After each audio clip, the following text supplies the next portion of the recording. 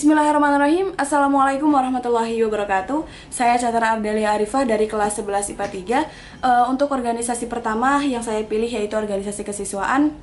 Saya memilih sebagai anggota OSIS Divisi Olahraga periode 2020 sampai 2021.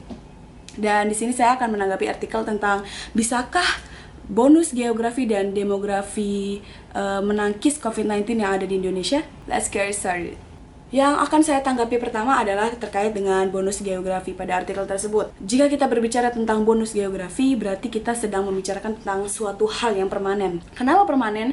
Karena sekeras apapun kita mencoba untuk merubahnya, geografi Indonesia tetaplah seperti itu. Kepulauan dengan dibatasi oleh laut-laut yang memisahkan antar pulaunya. Artikel tersebut menyatakan bahwa laut di Indonesia yang membatasi antar pulaunya seharusnya bisa menjadi bonus yang dapat menghalangi persebaran COVID-19 di Indonesia.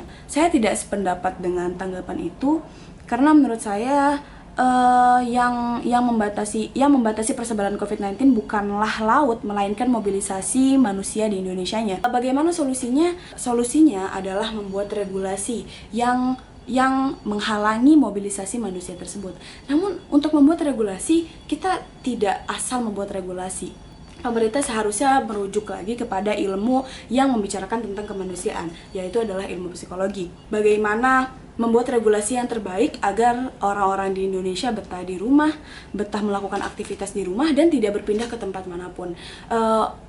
Jika sudah berdiskusi dengan sebaik-baiknya oleh para pakar psikologi dan menciptakan regulasi yang luar biasa, mungkin itu adalah satu-satunya alternatif untuk menangkis COVID-19 di Indonesia saat ini. Yang kedua, saya akan berbicara tentang bonus demografi. Di dalam artikel tersebut, bonus demografi adalah bonus yang akan dialami Indonesia pada tahun 2030 mendatang.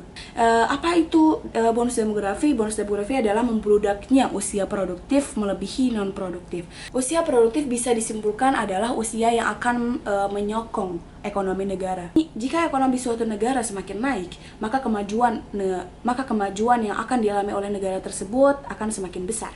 Namun sebenarnya jika difikirkan lagi, ada dua kemungkinan pada masa 2030 mendatang, yaitu antara Indonesia semakin maju atau Indonesia semakin mundur. Semua itu tergantung oleh seberapa besar kontribusi pemuda di masa sekarangnya. Namun, sebesar dan semaksimal apapun kontribusi yang dilakukan oleh pemuda untuk negara, percuma saja jika ujung-ujungnya tidak bertahan hidup. Masa pandemi sekarang itu adalah terkait hidup dan mati. Alay banget sih, ini beneran loh. Jika para pemuda sekarang tidak peduli dan tidak memikirkan terkait dengan protokol kesehatan yang diputuskan oleh pemerintah dan memilih untuk biasa-biasa saja dengan alasan sistem kekebalan tubuhnya yang terbaik di antara semua usia, maka sepertinya bonus demografi di Indonesia yang akan diprediksikan pada tahun 2030 akan gagal. Masalah yang sekarang terjadi yang sangat relate dalam kehidupan kita adalah anak muda tidak kuat kelamaan sendiri di rumah, menatap layar laptop sekitar 5 jam lamanya dengan lama waktu istirahat hanya 10 menit. Dan kejenuhan yang setiap hari melanda para pemuda itu menjadi alasan setiap minggu untuk nongki-nongki dengan teman-temannya. Sebelum nongkrong sih niatnya ingin tetap melakukan protokol kesehatan. Namun pada saat sampai di tempat protokol kesehatan tiba-tiba hilang begitu saja dari kepala. Jadi kesimpulan tanggapan saya terhadap artikel pertama ini adalah balik lagi kepada kedisiplinan. Seberapa besar kedisiplinan yang sudah mengakar dalam diri setiap warga Indonesia.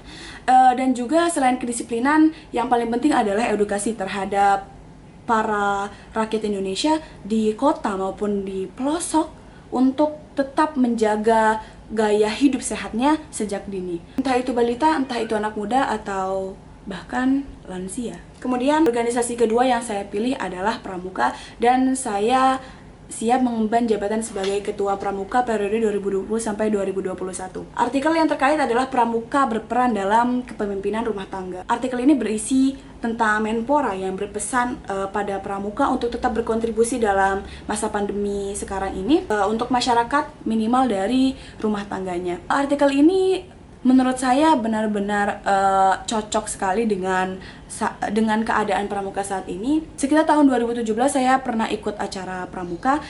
Di dalam acara Pramuka itu terdapat pembicara yang bisa dibilang sudah hampir keliling dunia untuk merasakan bagaimana pramuka di luar Indonesia. Pembicara itu menyatakan bahwa pramuka di luar negeri terkenal dengan jiwa kemanusiaannya yang sangat tinggi. Pramuka di luar negeri tidak akan tahan melihat nenek-nenek ingin menyeberang jalan sendirian, dan pramuka di luar negeri selalu ikut berpartisipasi acara-acara kemanusiaan. Nah, nilai-nilai ini yang seharusnya ditekankan dan ditanam kuat dalam diri masing-masing pramuka di Indonesia. Karena saya merasa bahwa pramuka di Indonesia masih menekankan atau masih membanggakan tentang kekerenan antar sekolahnya saja atau antar gugus depannya. Kesimpulan tanggapan saya terkait dengan artikel kedua ini adalah pramuka seharusnya dikenal karena kepekaan dan kepeduliannya, bukan karena kekerenannya. Itu dia tanggapan saya terkait dua artikel yang diberikan. Saya harap saya bisa berkontribusi secara maksimal dalam latihan dasar kepemimpinan tahun 2020 ini. Saya tutup. Terima kasih atas perhatiannya. Wassalamualaikum warahmatullahi wabarakatuh. Salam Pramuka.